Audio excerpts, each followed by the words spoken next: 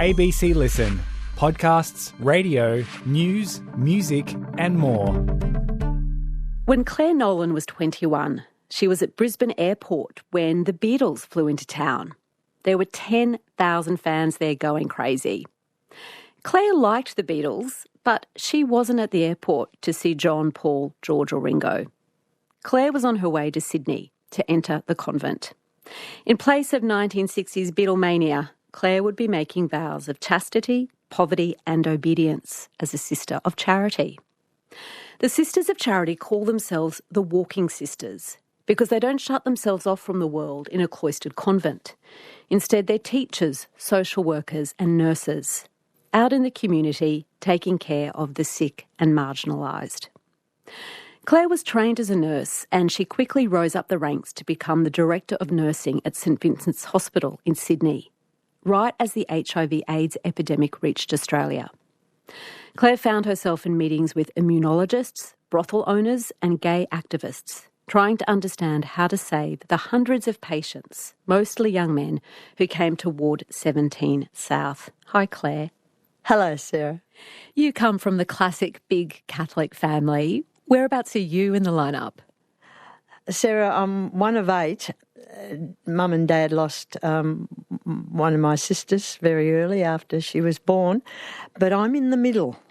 And how many boys, how many girls? Well, very smart Mum and Dad were. 4 boys, 4 girls. What did your dad do for work? My dad was a policeman. He was born and bred on a dairy farm and then joined the police force. And he loved being a policeman and we travelled far and wide in Queensland. Your dad ended up as the sergeant in Beenleigh, not too far from Brisbane. Where was the sergeant's house? The house was separate from the offices with a gate and a fence.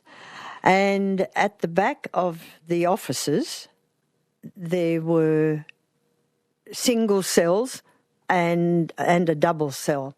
So we would hear of a night time, possibly, they'd drunk too much and closing time at the hotel and the publican, you know what it's like in the country, the publican, the policeman, the doctor, if there is one, and the bank manager. They were the significant people in the community, so they all worked together. And maybe the publican would ring and say, listen, Joe Blow shouldn't go home to his wife and children or something. I don't know. But we'd listen to them calling out, give me a drink of water, Sarge. And so many of them would sing hymns and we'd imitate them. And Mum would say, but for the grace of God, there go I. And she would say to us, they belong to somebody. They've got parents, they've got mothers, they've got fathers. Do not be ridiculing them, And as children, we were strictly advised that we were not allowed to go in and have anything to do with the cells. So, of course, it was always where we wanted to go. Always where we wanted to go. So we would wait. If we knew that Mum and Dad were going somewhere, it would be the first place. And I especially remember this time when my brother, older than me, Dad and Mum had to go to Brisbane and we went to the jail. My brother, my mother used to say to me, would you do everything those boys told you to do? So I was always the prisoner. Oh, did he get to be the police officer? And he was the sergeant. He was a big-time sergeant, And I'd be calling out, give me a drink of water, Sarge, give me a drink of water, Sarge, or starting to sing hymns or whatever. And Dad came home early and he caught us. Now, my father, we never got the belt from our father or anything like this, but this was absolutely serious. And the two of us had to go to the bathroom. We had to reflect on what we did. And my brother said to me, we're in serious trouble. He wasn't the big-time sergeant anymore, your brother. He was a frightened prisoner. He was very frightened. He was not the big-time sergeant. and our stomachs were turning.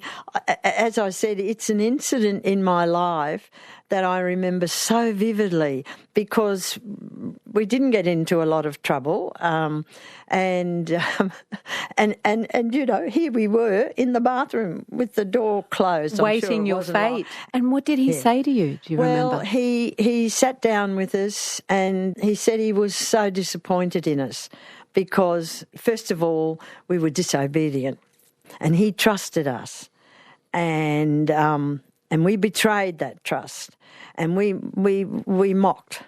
We mocked prisoners. What about your mum? What did she have to say about you and your brother playing this game, being prisoners in the cells? Oh dear, Mum was, as I said, Mum's great expression to us. And bear in mind, we're only 8 or 9 or 10, but for the grace of God, there go I. Mum and Dad very much talked about scripture or shared, we always said the rosary of a night time. So she would point out to us about our attitude to those people who were in those cells. I say now, I believe that no one is to be discarded. That's what Mum would say to us. And never, because you never know when it might happen to yourself. Mum had great faith. Simple but deep. Tell me what happened in your family when you were 10. So we were just at home having breakfast, and Mum said to Dad, they used to use each other's glasses, wear each other's glasses. Mum said to Dad, Carrie, I'm wearing your glasses and there's something wrong. I can hardly see through them. And Dad said, well, when I wear yours, I can hardly see through yours. Let's go up to Brisbane to the optometrist.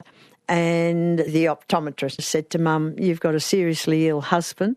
You need to go to a physician. And the specialist said to Mum, now on the death certificate, it's got malignant hypertension, which is high blood pressure in this day and age. You would never die from it. And the specialist said to Mum, your husband's got 6 weeks to live. Oh. That was a huge shock to Dad, huge shock to Mum. So Mum came home a couple of days later. I'm not sure that we really understood, but she told us that Dad was very sick and that she would be going to Brisbane a lot and she would like us to come on a Sunday up, and that aunties and uncles would be assisting her and us in all of this. So Dad came back to Beenleigh. We were at the state school. We would come home at lunchtime and we would say the rosary with Dad and Mum, and then they'd listen to Blue Hills and we would go off. And then it was the actual first Friday of the month when the priest used to come. Father came and stayed with us, and we used to go to Mass early that morning, on Friday morning, and my sister, my eldest sister, were in charge of looking after Dad, because I think Mass was 6:30 in the morning or something. And during that Mass, my sister came crying over to Mum. Dad was very, very, very ill, and he died on the Sunday night. Had a big police funeral. And was it 6 weeks after he'd received that diagnosis? That was correct. It was six weeks.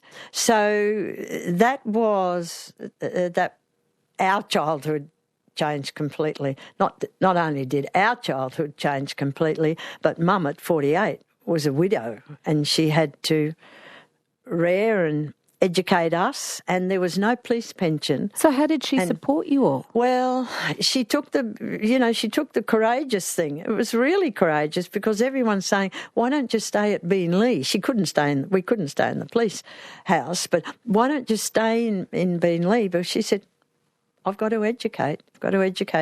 My children moved up to Ashgrove, Beth Eden Terrace, but she said to us, this should never happen to any girls again. If I had a profession, she preferred teaching to nursing. If I had a profession, I would be able to go back to that. But what did she do? She had to do what she knew best, cleaning, washing, ironing. But she was she never complained, Sarah. We'd hear her little footsteps going up maybe to somebody's house, like people would ask her to look after the children and clean the house and maybe do the washing or something. We'd hear Beth Eden Terrace's big hill. We're in the middle of the two big hills and we're in the middle, in the gully sort of thing. And we'd hear her walking off, and she never, ever complained. She might have complained to her sisters, but to us, God will provide, and you need to work hard. No one ever died from hard work, Mum used to tell us. But her whole thing was God will provide. And I, as her daughter, I never, ever doubted that. Apart from losing your dad, how else did life change once you moved to Brisbane? So bear in mind, we were the sergeant's children, so we would get free show bags at the shows. Back in Beenleigh, you were a bit of mini royalty, were you? We would get into the matinees in the afternoon free because we were the sergeants. How did that play out in Brisbane? When we came to Brisbane, the first time Mum said, there's a matinee on at Ashgrove, and here is the money. And my brother older than us, was to take us. And we got up there and my younger brother said, we're the sergeant's kids. Let us in. And my brother said, we've got to pay. He went home to Mum. What, he refused to go in if he had to pay? No, didn't want to go in if he paid. After finishing school at Mount St Michael's, which is run by the Sisters of Charity, you made your mum very happy, given that she so wanted you to get a profession, and went on to train as a nurse. Was nursing school a good fit for you? Oh, my goodness. Happiest years of my life. Why? We all had to live in the nurses' home here at the Mater Hospital in Brisbane. I hadn't even turned 17, so we were all very young, just from school and all of that sort of thing. It was just a wonderful time. Not only were we learning how the anatomy and physiology and everything, but we were forming lifelong relationships. So I loved the friendships that were formed, but I loved nursing. I just loved caring for people, and I think Mum and her, no one's to be discarded, and you must love everybody and look after your neighbour and go visit. If Mrs. So-and-so wasn't well up the road, go visit and take these scones or whatever. I think that's possibly where I got my vocation from. What roles did you see the nuns at that hospital, Sisters of Mercy, have in leadership, I guess, at the Mater? Oh, my goodness. The Sisters of Mercy, like we were the lay student nurses. When I was there were no registered nurses, not even on night duty. The Sisters of Mercy did night duty. They ran the wards. They did day duty. They looked after the pharmacy. They looked after X-ray. They looked after the laundry. They looked after the kitchen. They were the administrators. They did everything, absolutely everything. And what were your plans back then for life after you finished your training? Even Mum was at my back, and they were, what are you going to do? My friends used to call me by my surname, Nolan. What are you going to do? So they were either booking in, because we weren't allowed to get married or anything during our training, or engaged, I think, for that matter. So some were getting engaged, some were going to get married, but the majority were going to go either to Melbourne to do MIDI or Sydney to do MIDI. Now, midwifery training, is that? Training. Yeah. And I thought, it wasn't that I didn't feel called to midwifery. Something was going on inside me. I wanted to give my life to God through nursing. These feelings were coming within me, and I thought, oh my goodness, what is this all about? Did it feel clear to you, okay, this is a vocation to become a nun, this is the calling? Not at this stage, it was clear to me that I wanted to do nursing and, maybe I wanted to go to be a missionary. I wanted to do nursing, I had relationships with men, not many, but this was the tug. This was the tug about nursing and wanting to do it for the rest of my life. But how was I going to do that? I was on night duty at the Children's Hospital, and they had beautiful little chapel, and I just went and sat in that chapel, and I said, Lord, just show me the way, just show me the way. After that, I received sort of a peace. And I thought, well, what do I do about this? And, of course, at the Mater, we always talk to our friends or whatever. We always sought advice. We were all so knowledgeable, We knew everything about what was wrong with this nun or that nun and what you needed to do and everything. So did you go and confide in your friends? So there was one of my friends, I think she had 3 aunties in religious life, and they were in the Carmelite order down here. So I was on night duty and she was on night duty. And she said, Nolan, have you made up your mind what you're going to do? And I said to her, Annie, I want to talk to you. I said, and I don't want you to make fun of this, but this is what's going on inside me. But I really want to nurse as well, but I'm all confused. She said, Nolan, you should go and see my auntie over at the Carmelites. Now, we had to get permission.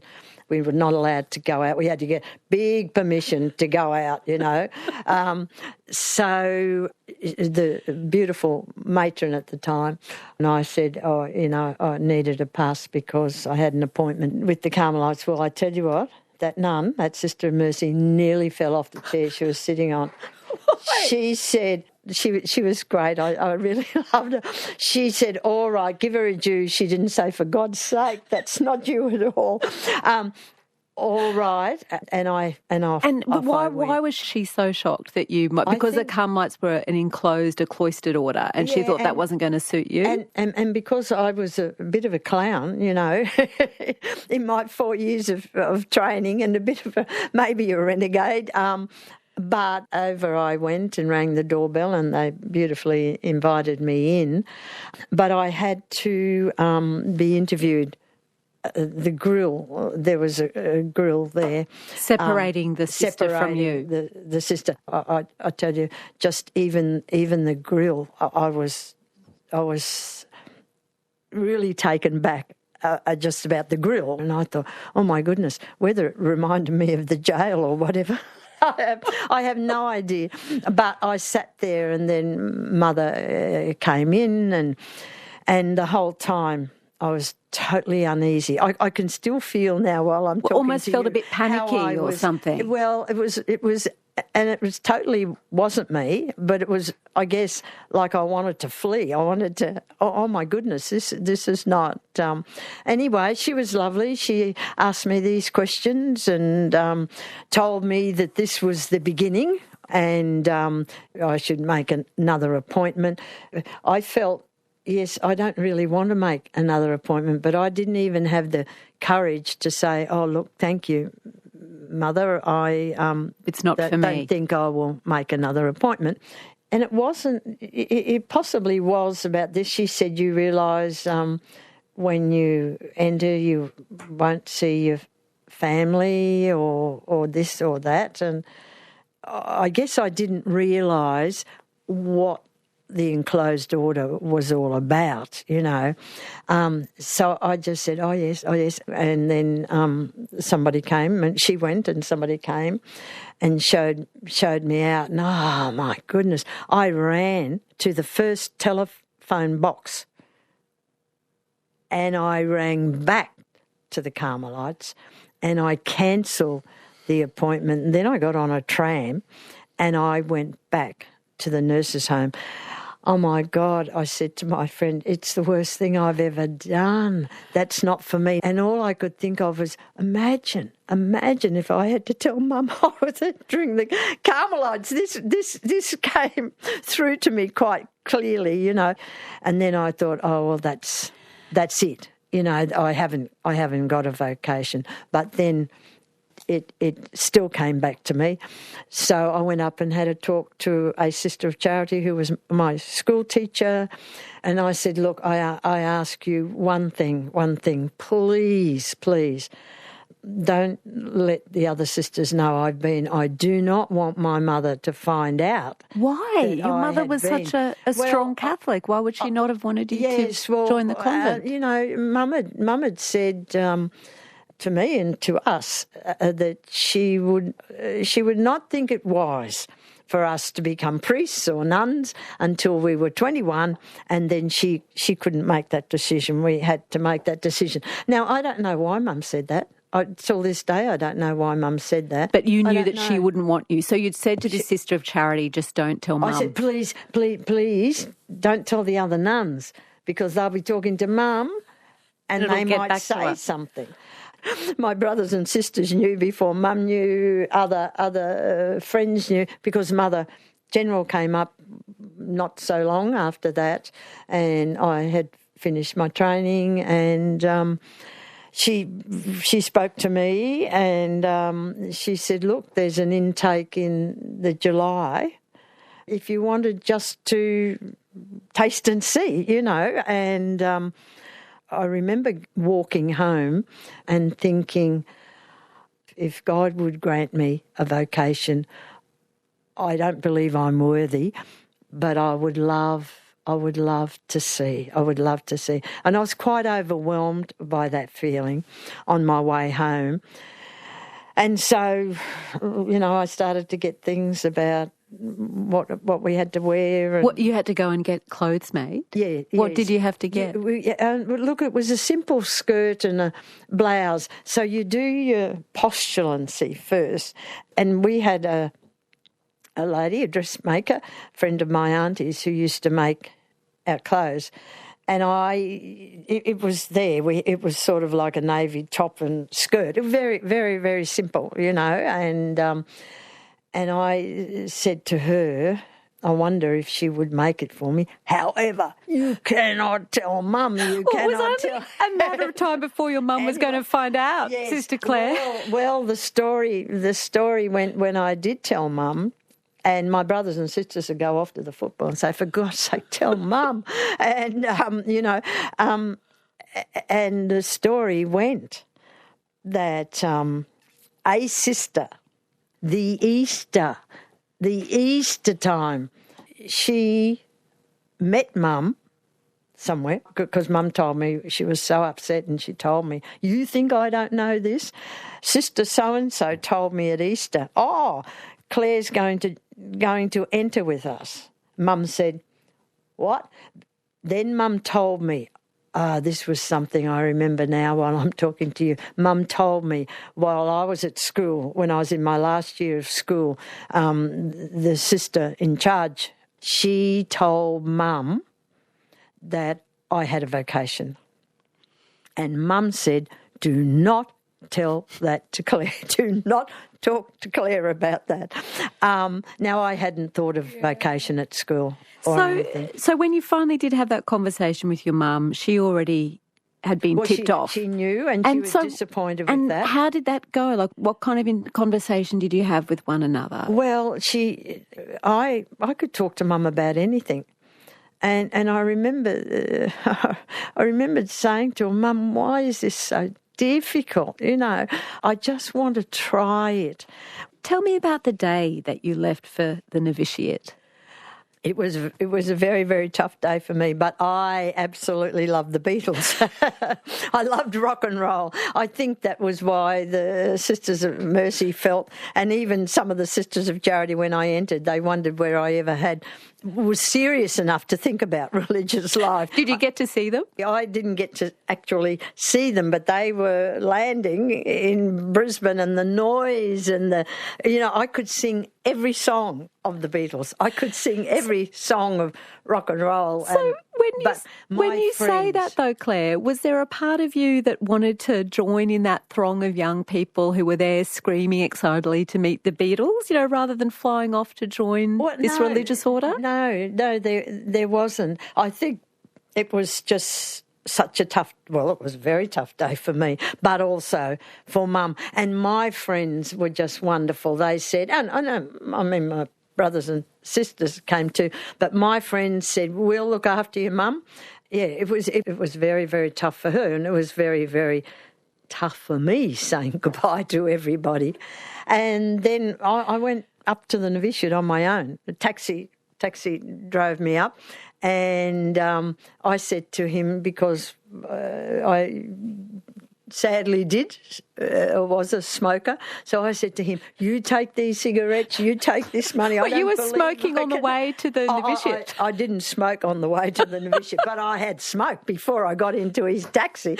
So I said, you take these cigarettes, you take this money, you take, because I'm entering the convent. What was your daily life like in the novitiate, Sister Clare? I didn't like the silence, and you would get into trouble if you broke your silence. So you were silent most of the day, but those first 6 months, I was still in that state of fancy me being called to be in this novitiate.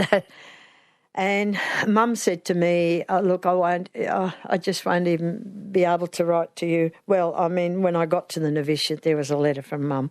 So, and they were very strict about letters and everything, but Mum did. She came to my receiving of the habit, She didn't like it at all. It sounds, when you describe it, that she felt she was losing you. Yes. And she used to think it was ridiculous that I wrote letters. We couldn't really talk about how we were feeling to our family, but we'd write letters about the garden and how much we gardened and this sort of thing. And Mum just thought that was crazy. What do you mean, crazy in what way? What's she doing? She's done a nurse training and she's digging in gardens. What about her hands? Believe it or not, when Mum came down for that reception, she bought a dozen garden gloves and she said to the novice director, Claire needs to look after her hands. She hopes to nurse one day. Unbelievable. And I was so embarrassed. But that's how she was. She was so undone. What sort of discipline was there? And encouragement of self-discipline, self-reflection. What do you remember about that? Oh, it was quite ordered, and well, as I saw them, the little things, I saw them as quite petty.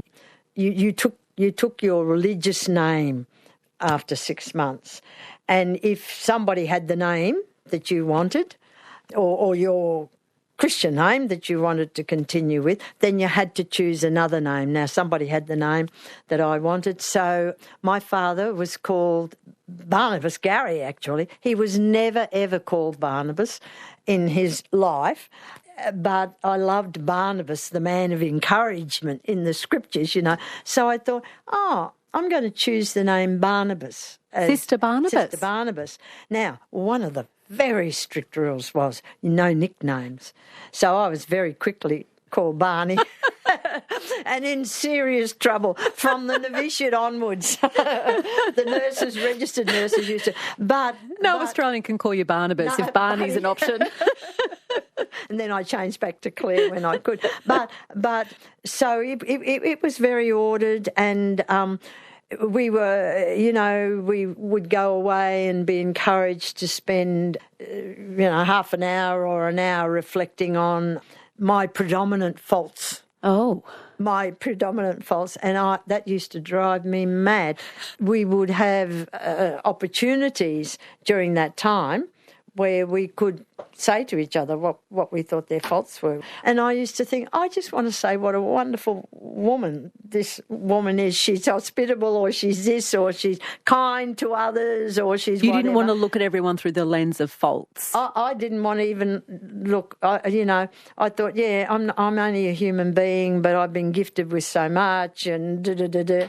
But then I'd think of all the others in the novitiate, because I looked upon everybody. Some of them I thought, gee, she's not very nice about this or about that. But who am I to judge, sort of business, And my novice director, when I shared with her that I didn't really, that we're made in God's image and likeness, and, she saw it as some cowardice within me. And she told me to speak to the father confessor.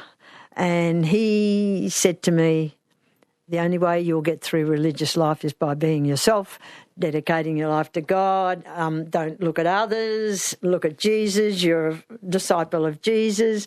He digs people out of the ditches on the Sabbath. And I thought, that's what I want to follow, But I guess the other thing that I didn't like was there was rules of conduct. You walked with your hands under your gamp, with your eyes down, and people who didn't do that, which often was myself, they would be admonished for that.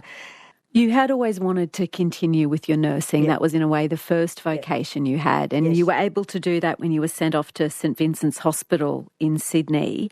And there, Sister Clare, you rose up the ranks and were eventually appointed Director of Nursing at St Vincent's. The hospital's head of immunology, Dr. Ron Penny, went off to a conference in America. What did he tell you when he came back from that? Look, he actually was in Haiti, and he came back, and Sister Mari Haram was our sister administrator. I was the Director of Nursing, and we had an executive board. And Ron landed, and he contacted Mari, and he said, we need to call the board together. I've just come back from this conference, and I've heard about this dreadful disease. They don't know how it's contracted, but I want to talk to the board about it.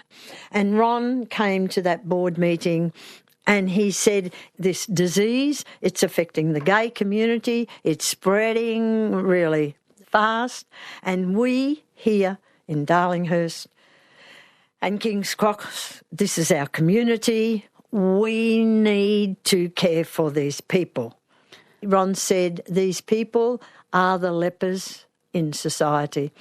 And, normally what board meetings are like. The board did not have to. The board unanimously, with Sister Mari and myself, said, yes, we must do this. Now, the how of it, we had no idea.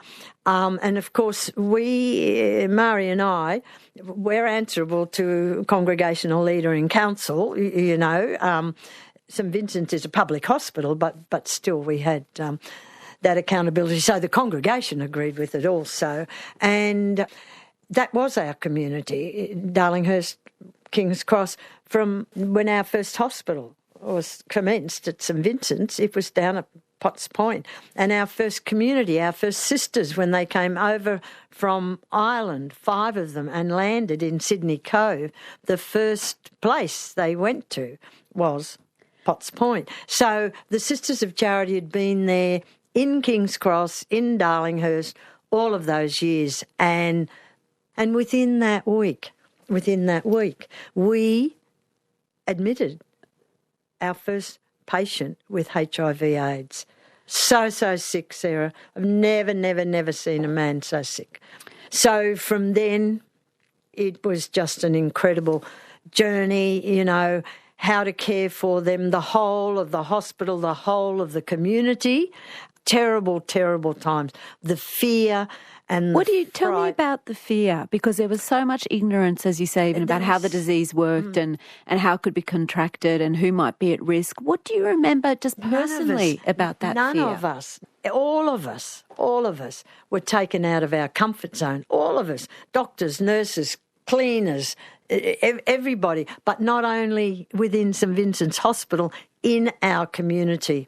So we had town hall meetings where government and the head prostitute and our people, politicians, we would meet and we worked together. You know, we needed to look at safe injecting people, syringes, needles, condoms, all of this, going to government, coming back. Was any of that against your Catholic belief or training, Claire? Were there times where it was tricky to marry those? We focused on these men. We focused on these men. We absolutely made the commitment that we would love them and we would care for them. You know, they'd go to their GPs and the GP would say, go to St Vincent's, you've got HIV AIDS. You know, go to emergency, you've got HIV AIDS. Do not tell anyone. David Paulson, who was one of our early patients, his GP, who's now a specialist at St Vincent's, told David, do not tell anyone. Why? I'm an open person. Why?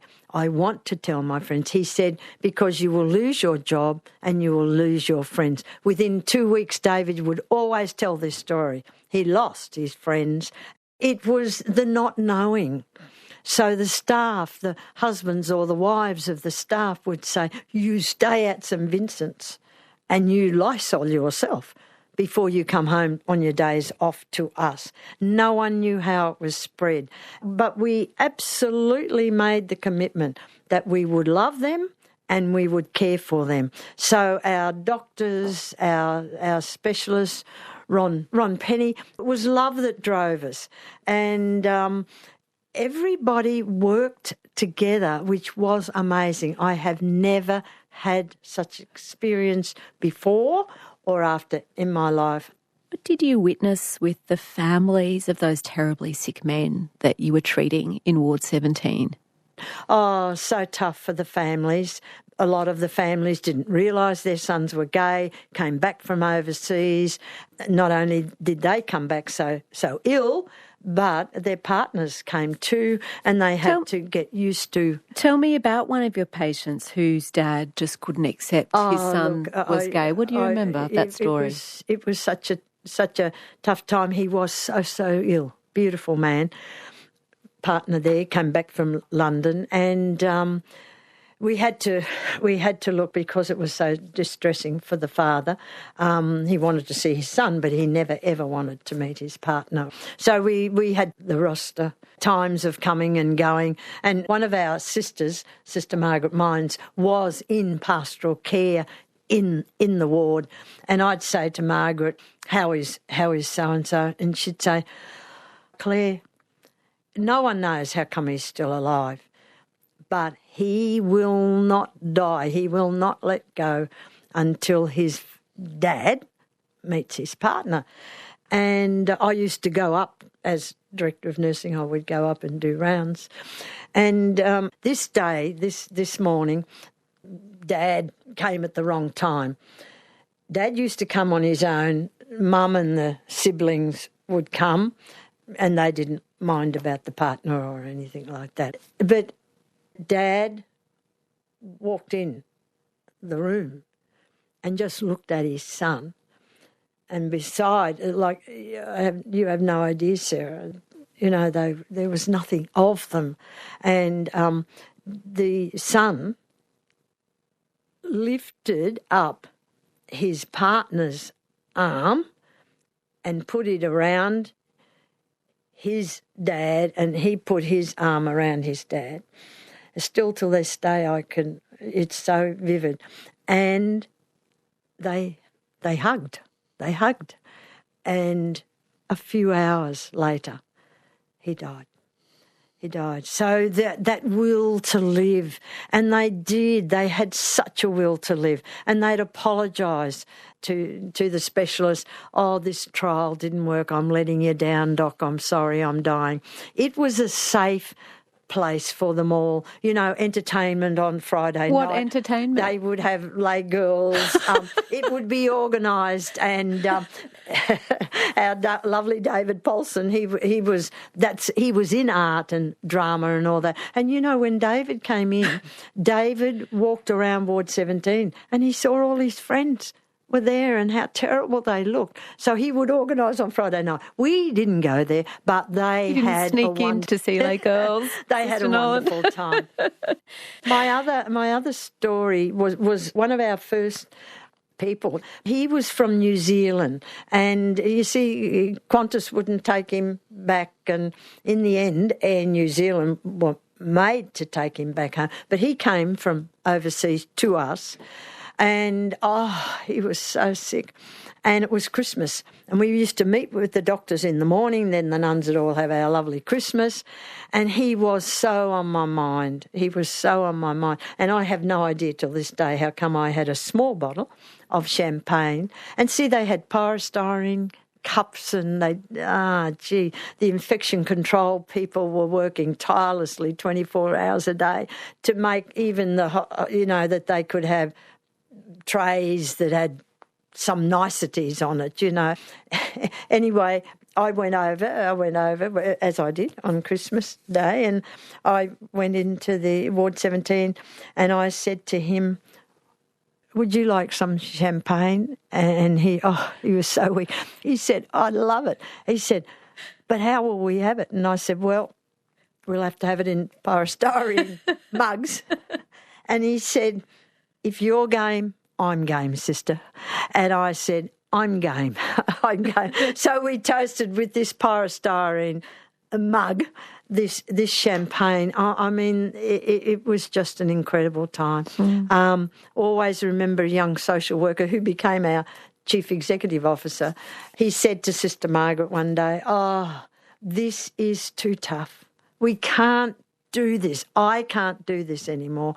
And Margaret said, isn't this why we're here?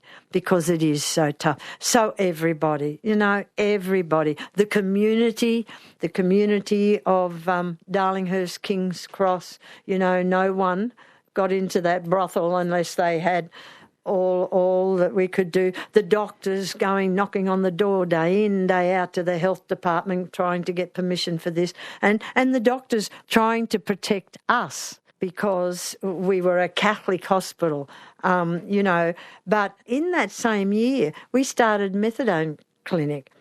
And the methadone clinic, the community said, my goodness, they're a Catholic hospital and they're going to give people drugs, what is happening? So it was about no one's to be discarded. Life is precious. And the gay community worked with us.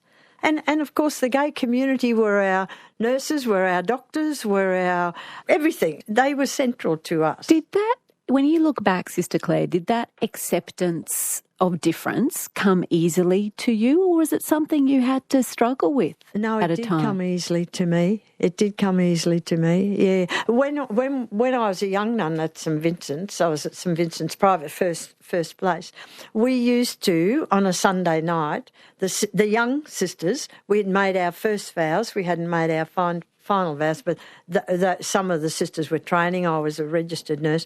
We would go down to the outpatient department every Sunday night, and they ran Alcoholic Anonymous, and we went to serve the men and the women who came as being involved in Alcoholic Anonymous. So we'd give them cups of teas and whatever else. That's what we were there for. But I got to know and to love those people, the courage of those people to say they were an alcoholic and then next week come and say, I let go or whatever. So, our fourth vow, when you introduced me, you said we take 3 vows. We take a fourth vow, which is service of the poor and the marginalised. And so that fourth vow very much. And I'd go on the home nursing because I was in the private hospital. They probably thought I needed some grounding.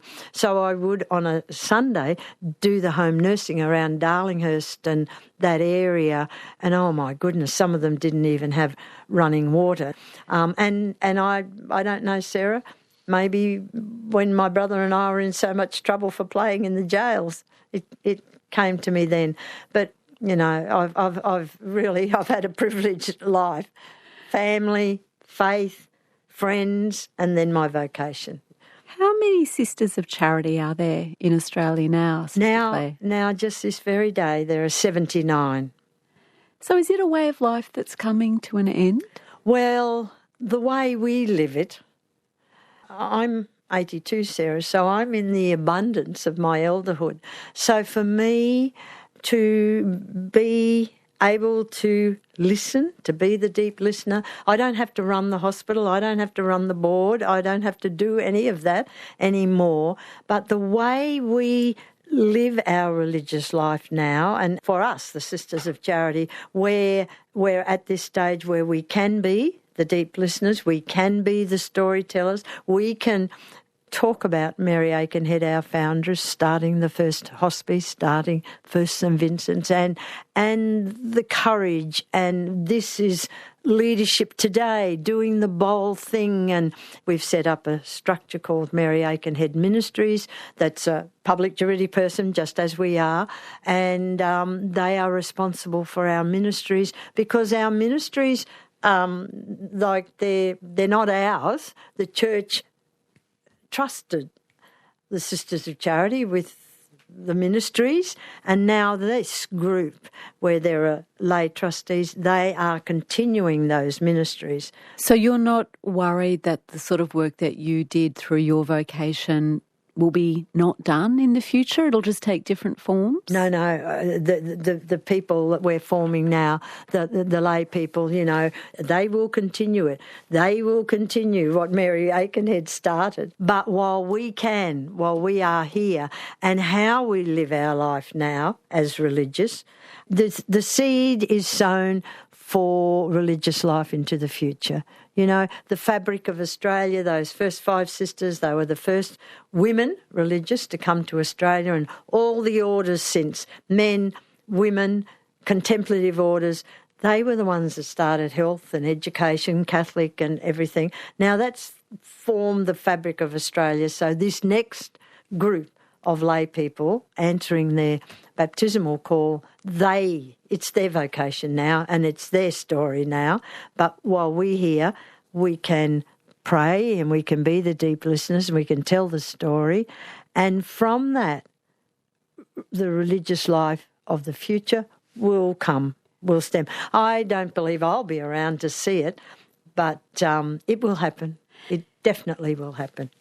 You've described how much your dear mum struggled with your decision to enter the convent. Had she made her peace with it by the end of her life? Yes, she had. My mother had a very, very nasty stroke, and I still have a copy of the letter that she wrote to me the night before she had the stroke. She didn't die from the stroke. But in that letter, my brother gets into serious trouble. Her blood pressure was up, she said, because he didn't come on time. She almost missed the start of Mass. So he got a thing. She talked about a wonderful day she'd had going off to Noosa and everything. And then she said, I'm so proud that one of us is doing the good work that you're doing down in Sydney. When did you get that letter?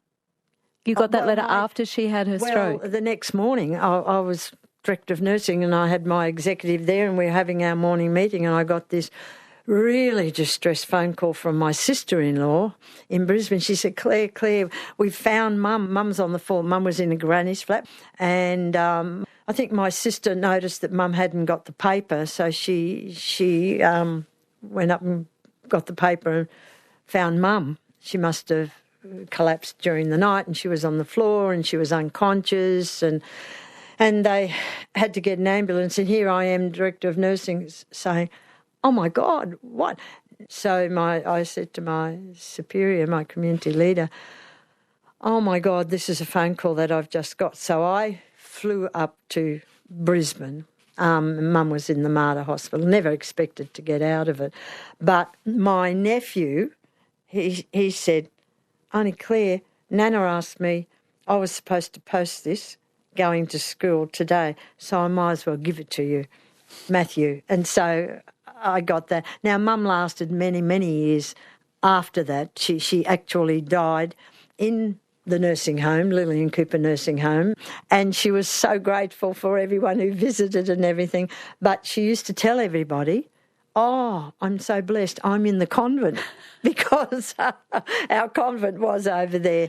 And, you know, the day she died, we were all around her, and her last prayer was, Dear Lord, please take me home.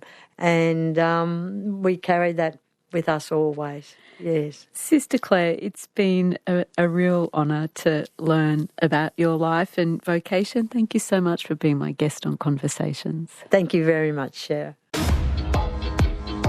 Podcast? Broadcast? This is Conversations with Sarah Kanoski. Hear more Conversations anytime on the ABC Listen app or abc.net.au/conversations. Sister Clare Nolan was my guest on Conversations today, and this story was produced by Maggie Morris and recorded on the lands of the Turrbal and Yagara peoples. Our executive producer is Nicola Harrison. I'm Sarah Kanoski. Thanks for listening.